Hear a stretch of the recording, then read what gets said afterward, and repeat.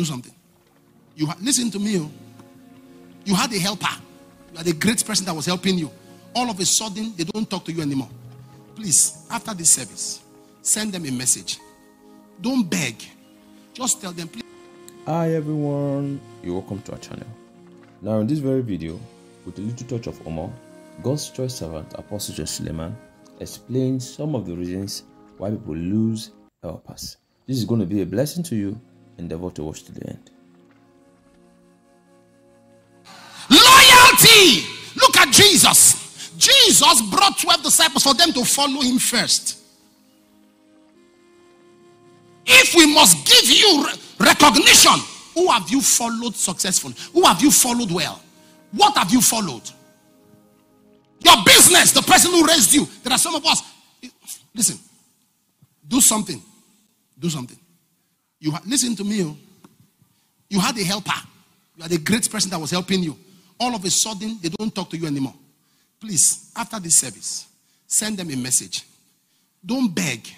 Just tell them, please, what is in my character that you didn't like? Let him tell you. It's an advice. So you know how to start changing. So you don't do that same thing before the next helper. I saw a young man, he was standing before somebody I took to help him. The person was quiet. When the person wants to talk, he will talk like 5. The person wants to talk. And now today, when you meet great men, listen, don't talk. Let them do the talking. You do the listening. He was just talking. The man will just say something about politics. He will talk and talk and talk. I was pinching him. He said, "Pa, wait a minute that. Wait a minute."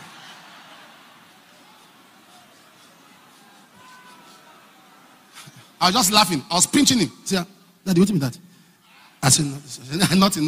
Yeah. So you try and help the guy. Say, yeah, this election that just, sir, they rig it in my area. I was pinching it. Papa, what is, I say, God. Continued. The man was like, he said, no, sir. So I shouted, wait, shut up. Don't have sense. I give you signal. When we are small, our mothers don't pitch us. Now,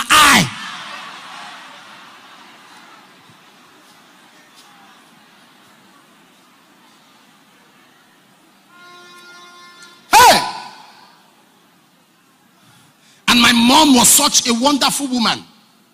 My mom will allow us to stay in an event till time for food. I don't know what problem she has with food. Once it's time for food, she will say, oh yeah, let's go. Why? We didn't go when they started. Once it's time for food. So when it's getting to time for food, myself and my elder brother will just disappear. She will look for us. When she leaves the yard looking for us, will now reappear, collect the food, and disappear. I remember one time my mother caught us, we were eating. We threw away the food. I said, you are eating. We said, It's what's this on your mouth? That's what my mouth be. She said, oh. She said,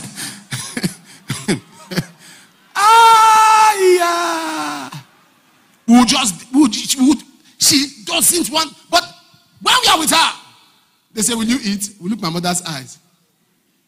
Glory be.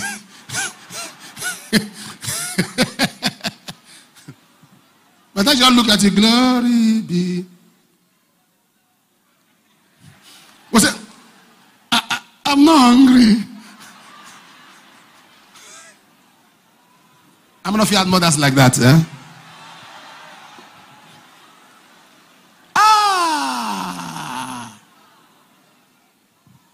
Mothers are wonderful people. No?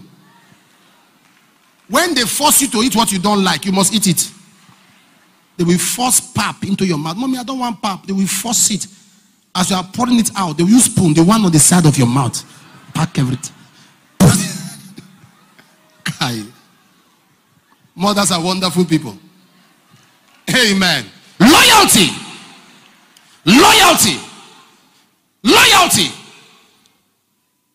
Elisha, why was Gehazi loyal?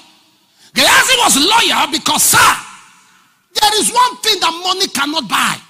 Education can't buy it. It's called platform. It's called access. When God gives you people that give you platform and access for the rest of your life, don't joke with them. You were a driver to a big man who through him you met people. That is something that your education could not have given you. That's how you treat people. The reason many are stranded today is that God has brought good people into your life, but you took it for granted. When you became entitled, you felt you were qualified for certain privileges, you lost them. When you think you are qualified for certain privileges, you lost them. Anyone who has believed in you when nobody did, for life, you owe them. Alright, they went on to talk about his relationship with Papa Ayo, Oritsejafor. People are wondering why I went back and I met Papa Ayo. I sat down, began to look at my life. At the time when nobody, Word of Life was the biggest pulpit. Mama is here. When I'm going to preach there, we look forward to preaching there. When nobody believed in me, nobody would give me. In fact, when I began to minister there and prophesy, it was a crisis, 2005. I will finish prophesying. His colleagues, his peers, those of his ranking will say, what was that boy doing? Calling people's name. Is this of God? He said, I believe it's of God. They were attacking. The man believed in me. People came and caused problem between us. I got offended. I got very angry. I didn't want to explain because I don't know how to report. I don't know how to report to elders. I just stay away. I don't know how to say, sir, no, I just stay away. And my wife can tell you, for those years, I never opened my mouth to say anything. I was quiet. As I sat down to pray, and the Lord said, begin to remember those who have blessed you at some point. Those who have given your life value. He said, now that I've helped you, it's time to support them. It's time to love them. I remember this man played a role. I carried myself. I wish I was talking to somebody here. So I have someone who supported me at a time in my life, who I thank God for. And some of you, you see, just a cup of cold water at a time of test can mean the world.